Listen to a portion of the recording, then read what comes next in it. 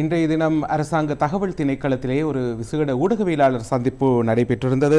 பாதுகாப்பு செயலாளர் யாவாய்ஸ் மார்ஷல் சம்பத் துய்யகொந்தா தலைமையிலே இதிலே வளிமண்டலவியல் திணைக்களம், இடர் முகாமைத்துவ நிலையம், நீர்ப்பாசன திணைக்களம் உள்ளிட்ட பல்வேறு நிறுவனங்களைச் சேர்ந்த அதிகாரிகள் கலந்து கொண்டிருந்தார்கள்.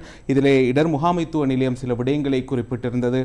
அதாவது இதுவரைக்கும் பதிவான பாதிப்புகளை பார்க்கும் போது 6 வீடுகள் முழுமையாக அழிவடைந்திருக்கின்றன. இந்த மழையுடன் கூடிய வானிலை காரணமாக 620 வீடுகள் பகுதி அளவிலே சேதமடைந்திருக்கின்றன. அதே நேரத்திலே 165 முகாம்களில் 15,586 பேர் தங்க வைக்கப்பட்டிருக்கின்றார்கள். இவர்களுக்கு தேவையான அனைத்து விதமான வசதிகளும் ஏற்படுத்தி கொடுப்பதற்கு அரசாங்கம் நடவடிக்கை எடுத்திருக்கின்றது. அதே நேரத்திலே 24 மணி நேரமும் இயங்கும் ஒரு விசேட கர்மபீடம் ஒன்று இயங்குகின்றது. இடர் முகாமைத்துவ நிலையத்திலே 117 என்ற அவசர அழைப்பு இலக்கத்தினூடாக நீங்கள் தொடர்பு கொண்டு உங்களுக்கு ஏதேனும் வசதிகள் தேவைப்படும் பட்சத்திலே அறிவித்தால் அவர்கள் உடனடியாக அந்த இடங்களுக்கு அதிகாரிகளை அனுப்பி மீட்பு பணிகளை அல்லது உங்களுக்கு தேவையான உதவிகளை வழங்குவதற்கு தயாராக இருக்கின்றார்கள். அதே நேரத்திலே இந்த ஊடகவியலாளர் சந்திப்பிலே மற்றொரு முக்கியமான கேள்வி எழுப்பப்பட்டது. பாதுகாப்பு செயலாளர் யாவாய்ஸ் மார்ஷல் சம்பத் துய்யகொந்தாவிடம், அதாவது உயர்தர பரீட்சை 3 நாட்களுக்கு இடைநிறுத்தப்பட்டிருக்கின்றது. இந்த பரீட்சையின் மீள எப்போது நடைபெறும்,